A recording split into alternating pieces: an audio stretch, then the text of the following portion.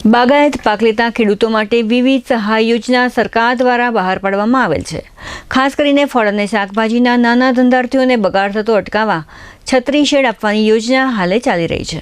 આ માટે online portal પર અરજી કરવામાં આવે તેવી રજૂઆત કરવામાં આવી છે। નાયબ બાગાયત અધિકારી MS પરસાણીયાએ આ અંગે ચંચળ ન્યૂઝ સાથે વાત કરી હતી। MS પરસાણીયા, નાયબ બાગાયત નિયામક કચ્છ।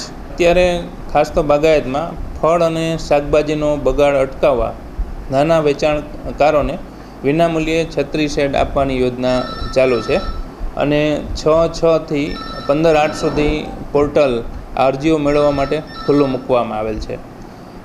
જે લારી દ્વારા ફળ શાકભાજીનું વેચાણ કરતા વેપારી મિત્રો હોય તેમને આ યોજનાનો લાભ મળવાપાત્ર છે અને કચ્છ જિલ્લામાં હાલ 1380 જેટલી અરજીઓ થયેલ છે।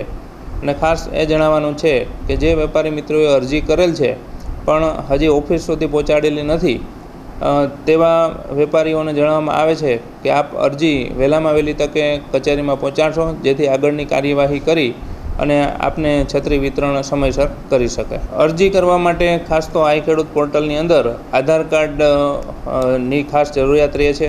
આધાર કાર્ડ દ્વારા અરજદાર ખેડૂત પોતાની અરજી કરી શકે છે।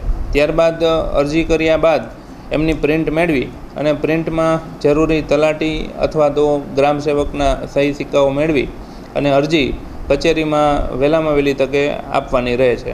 પોર્ટલ 15/8/2021 સુધી આ ઘટક માટે ખુલ્લું રાખવામાં આવેલ છે અને અરજી તો જે વહેલામાં વહેલી તકે એટલે કે આપ અરજી કરો તો 8 દિવસની અંદર કચેરીમાં પહોંચી જાય એવી વ્યવસ્થા કરવી જરૂરી છે।